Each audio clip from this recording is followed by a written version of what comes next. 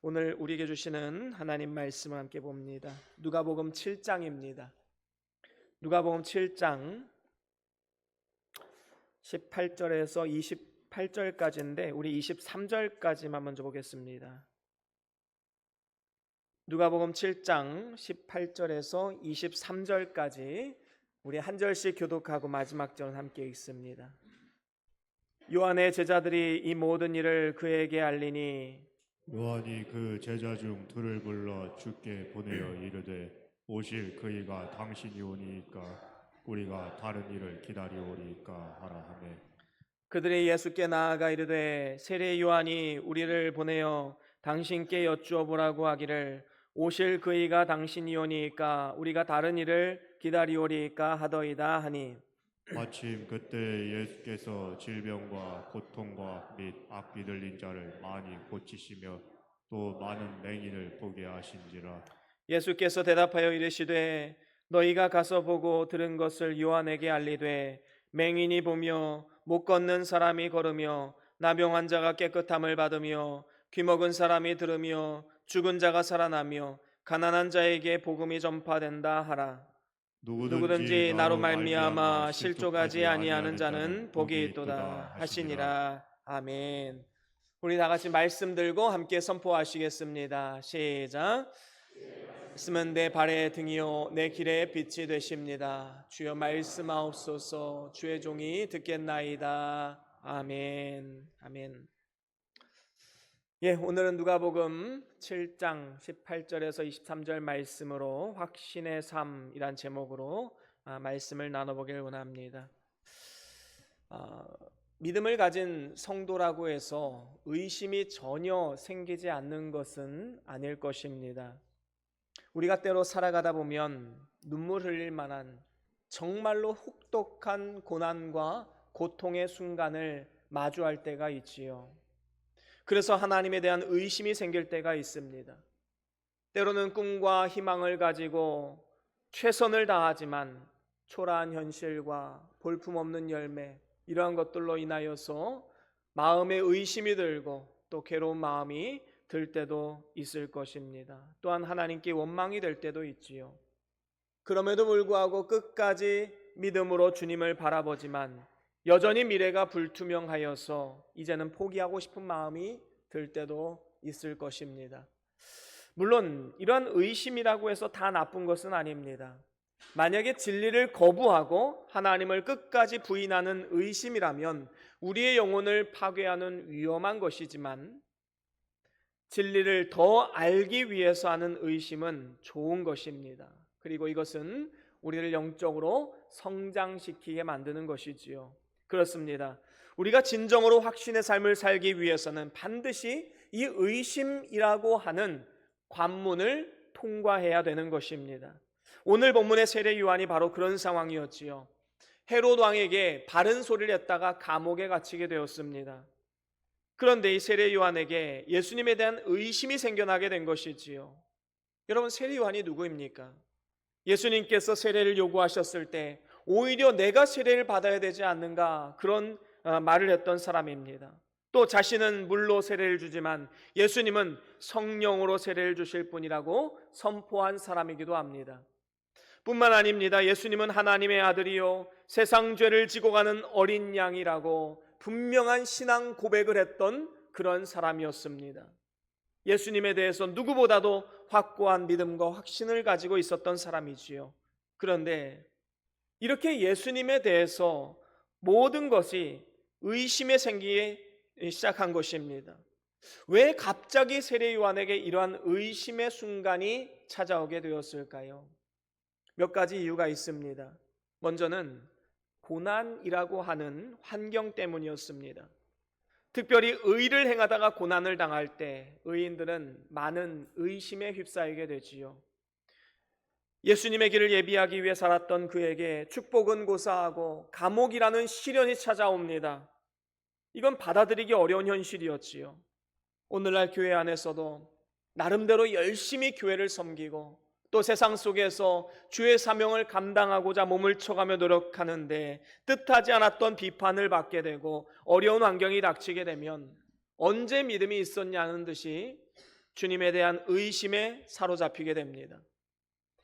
또한 사명을 감당한 후에 오는 허탈감으로 인해 의심이 생기기도 합니다.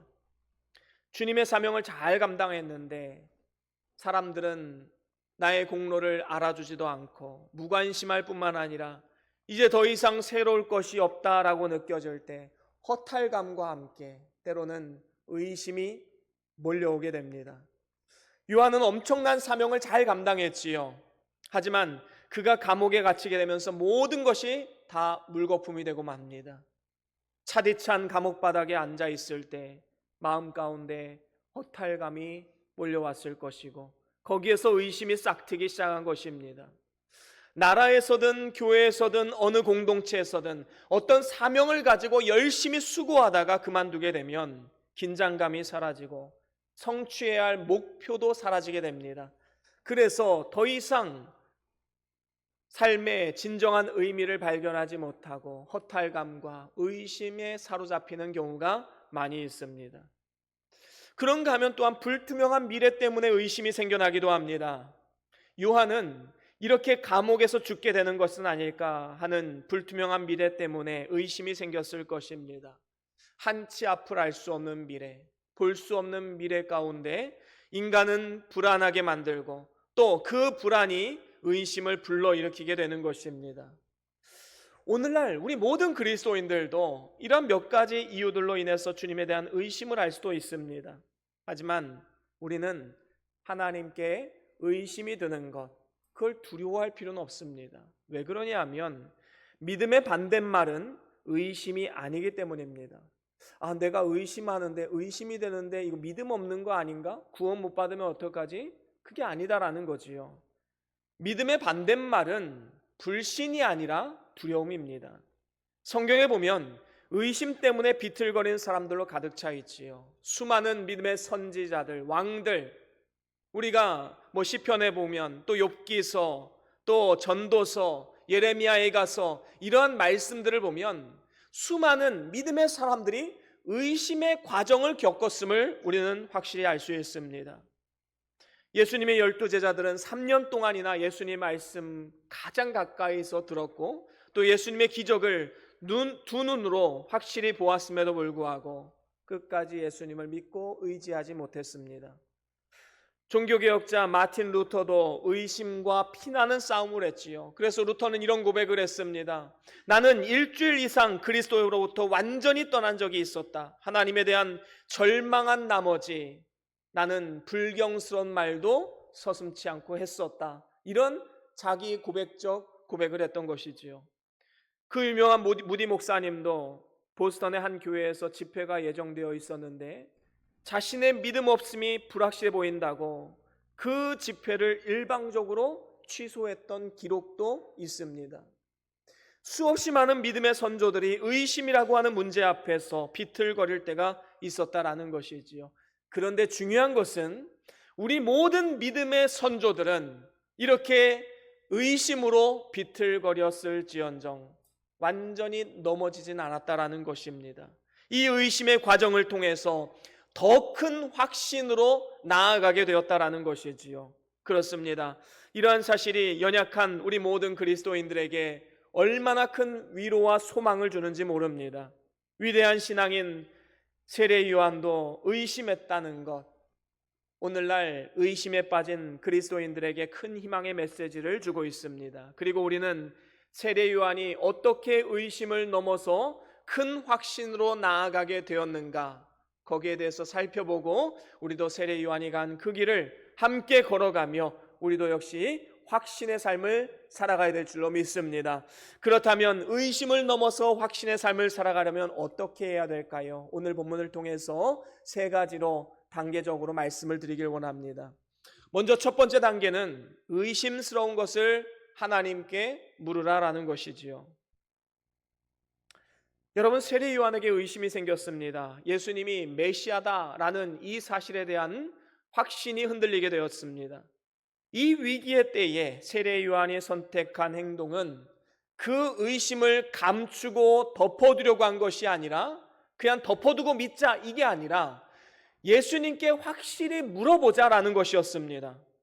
다른 사람도 아닌 세례 요한이 예수님께 당신이 진짜 메시아가 맞습니까? 라고 물어본다는 것은 부끄러운 일이었을 것입니다. 주변 사람들에게 큰 파장을 일으키고 동요시킬 수도 있는 그러한 일이었지요.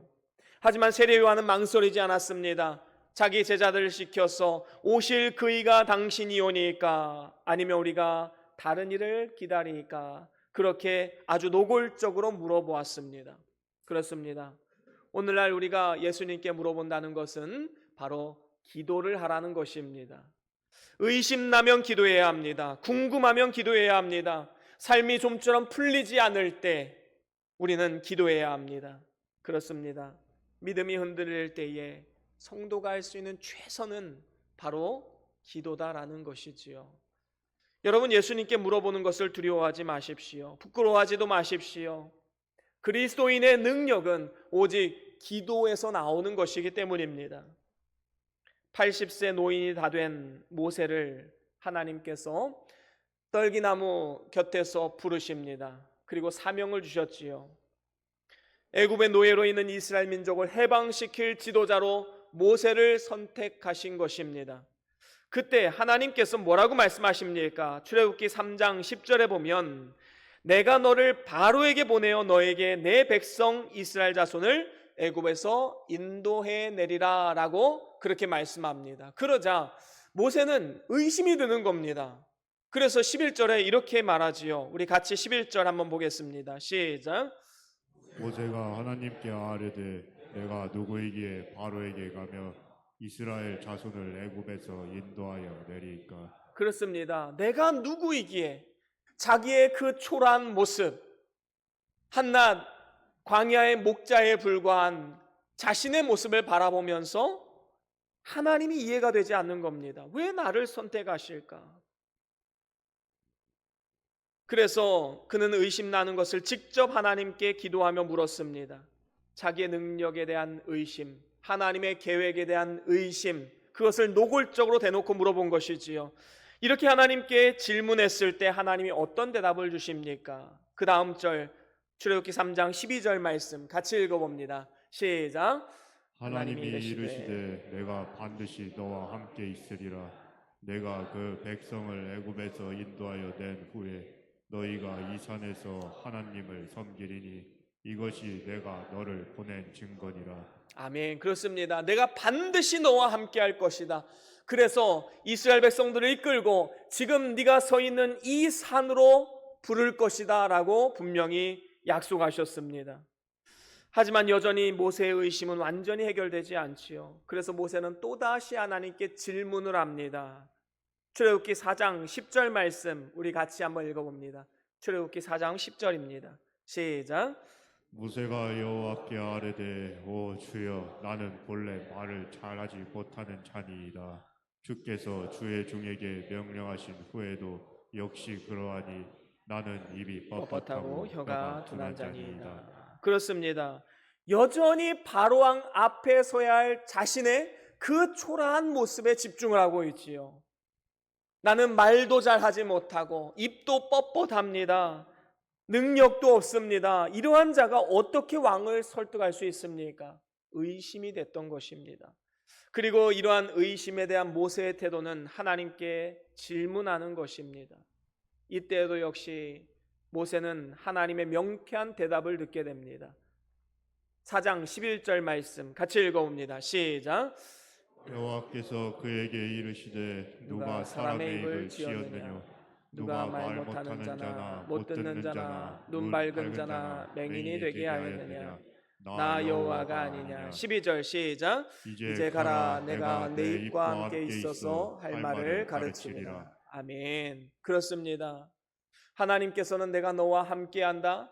이 세상의 만물을 봐라. 사람들을 봐라. 내가 하지 못할 일이 무엇이 있겠느냐.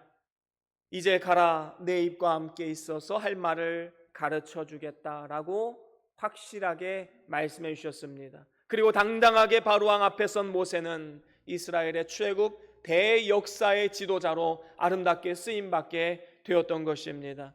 하나님께 질문하며 기도하는 이것이 바로 세례 요한과 모세가 의심을 이겨내는 방법이었던 것입니다. 여러분, 어떤 일을 할 때에 혹시 확신이 서지 않을 때가 있으십니까? 아니면 불확실한 미래 때문에 불안한 마음이 드십니까? 아니면 최선을 다했는데 결과가 어떻게 나올지 불안한 마음이 있으십니까? 의심나고 불안해하고 이해가 되지 않는 것이 있다면 하나님 앞에 간구하며 질문을 해보십시오. 기도하십시오. 망설이지 말고 구체적으로 질문하십시오. 그리스도인이 자신의 삶을 주관하시는 하나님께 질문하지 않고 도대체 어떤 근거로 확신을 얻을 수 있겠습니까? 기도가 곧 확신의 지름길입니다.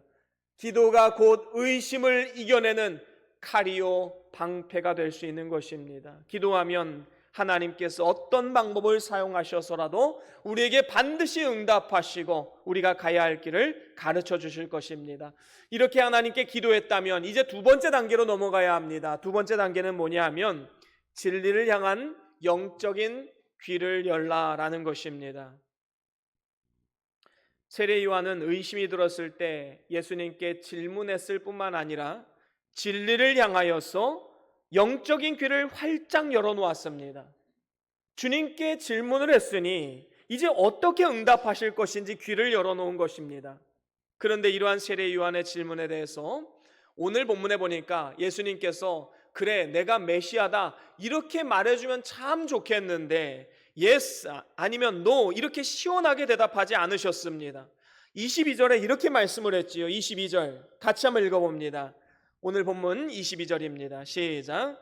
예수께서 대답하여 이르시되 너희가 가서 보고 들은 것을 요한에게 알리되 맹인이 보며 못 걷는 사람이 걸으며 나병 환자가 깨끗함을 받으며 비먹은 사람이 들으며 죽은 자가 살아나며 가난한 자에게 복음이 전파된다 하라. 아멘. 그렇습니다.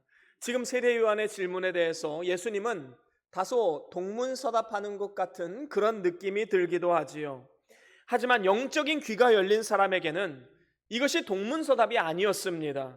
정확한 대답을 해주신 것이지요. 예수님께서 귀 있는 자들은 들을지어다 라고 말씀하신 것처럼 진리를 향해 귀를 열어놓은 자는 주님이 주신 이 대답의 의미를 알 수가 있습니다. 사실 이 예수님의 대답은 이사야 선지자를 통해 주신 메시아 예언에 대한 성취가 되었음을 말씀해주고 있는 것이지요. 이사야서 35장 5절에 보면 이렇게 말씀합니다. 이사야서 35장 5절과 6절 말씀 우리 같이 함께 읽어봅니다. 시작.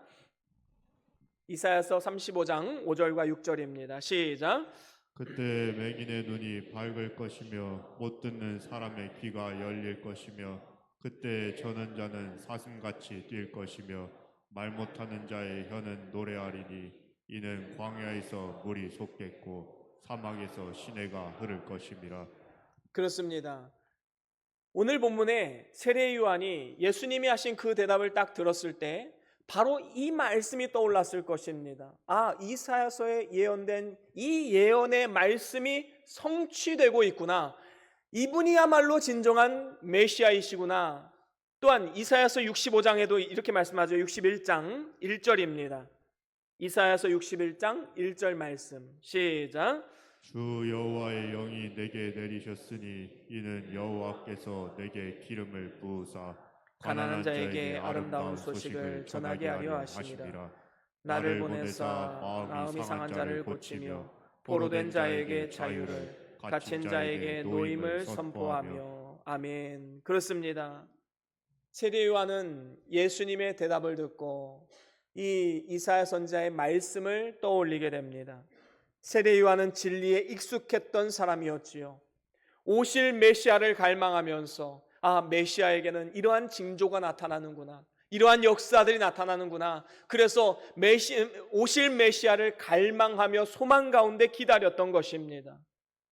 그래서 이렇게 귀를 활짝 열고 진리에 대해서 밝히 알고 있었기 때문에 주님이 주시는 이 대답을 통해서 자기의 모든 의문이 해소될 수 있었습니다. 아, 예수님만이 확실한 메시아이시구나. 평소에 열려있던 그 귀가 비로소 결정적인 순간에 힘을 발휘하게 된 것입니다.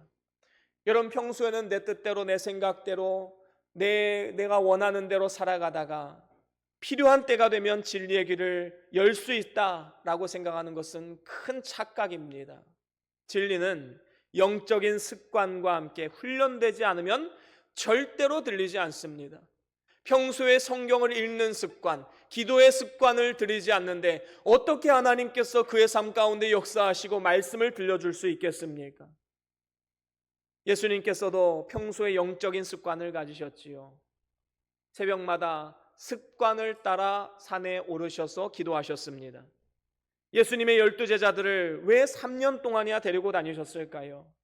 바로 영적인 훈련을 위해서였습니다. 영적인 습관이 완전히 몸에 배게 함으로써 언제든지 어디서든지 진리를 바르게 분별하고 진리 위에 설 수 있도록 하기 위해서였습니다. 물론 훈련은 힘듭니다. 하지만 힘들기 때문에 가치가 있는 것이지요. 영적인 훈련은 더더욱 그렇습니다. 우리가 영적으로 훈련을 받는다는 것은 우리의 육체를 거스르는 일이기 때문에 그만큼 힘들 수밖에 없는 것이지요. 하지만 그 무엇보다도 가치 있는 것이고 결정적인 순간에 우리를 살려내는 생명의 힘을 발휘하게 되는 것입니다. 여러분, 훈련이 힘든 이유가 무엇입니까? 반복 때문입니다. 반복은 지겹습니다. 그래서 반복된 훈련은 참으로 고통스럽지요. 하지만 그 훈련을 제대로 이겨내기만 한다면 언제 어디서든지 반사적으로 훈련된 모습이 나타나게 되는 것입니다. 운동선수들이 그렇지 않습니까? 왜 똑같은 행동, 똑같은 훈련을 매일매일 수십 수백 번씩 반복하는 것입니까? 바로 그 상황이 딱 닥쳤을 때 훈련된 그것이 반사적으로 나오기 때문입니다. 그렇습니다. 그리스도인이라면 내가 싫어하고 고통스러운 일이라 할지라도 반복된 훈련을 감당해야 합니다. 그것이 성도가 사는 길이기 때문입니다. 진리는 한순간에 들을 수 있는 것이 아닙니다.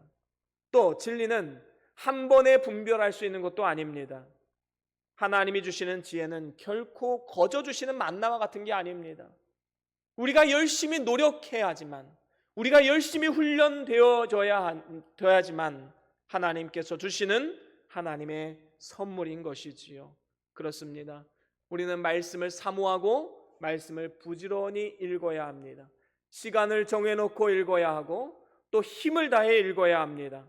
자신이 부족하고 연약하다 느낀다면 반드시 성경을 읽어야 합니다. 삶의 방향을 잃고 끝없는 고난 중에 있어서 미래가 보이지 않는 것처럼 느껴진다면 반드시 성경을 읽어야 합니다. 성경은 절대 길이요, 절대 진리요, 절대 빛입니다. 성경 속에 인생의 모든 질문에 대한 답이 있습니다. 왜냐하면 성경은 우리 인생을 지으신 하나님의 말씀이고 또한 더 나아가서 예수 그리스도의 지혜이기 때문입니다. 성경은 우리로 하여금 세상이 채워줄 수 없는 지혜와 지식을 채워줄 뿐만 아니라 우리의 약함을 강하게 만들어주고 잃었던 방향을 정확하게 제시해 주셔서 믿음으로 순종할 수 있게 해줍니다. 여러분, 영적인 귀를 항상 열어놓으십시오.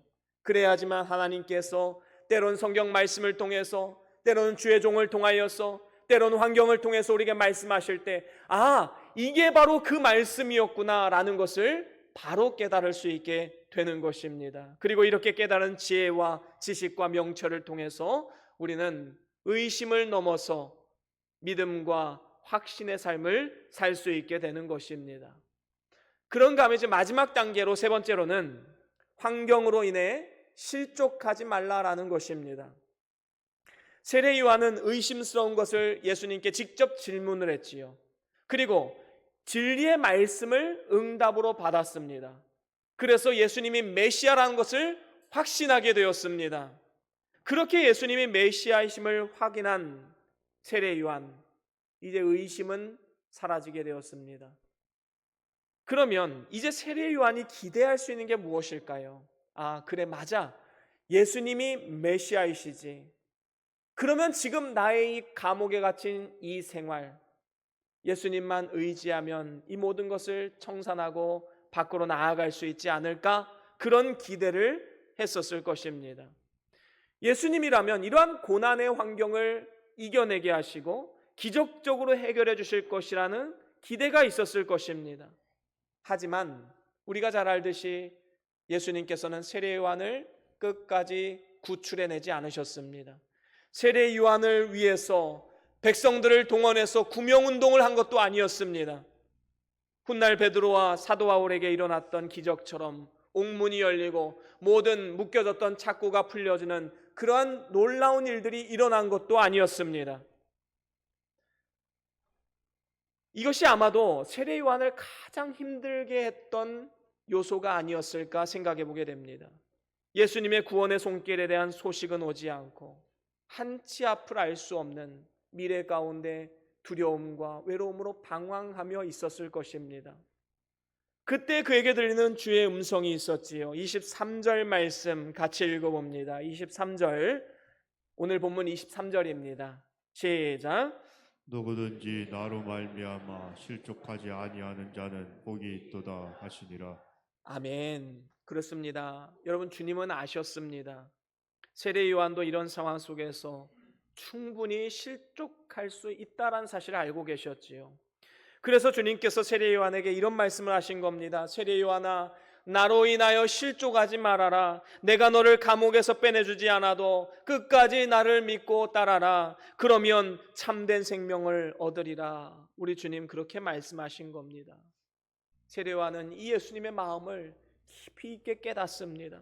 세상 죄를 지고 가는 하나님의 어린 양으로서 예수님께서 십자가에 죽으실 것을 묵상하자 말로 형언할 수 없는 위로가 찾아왔을 것입니다.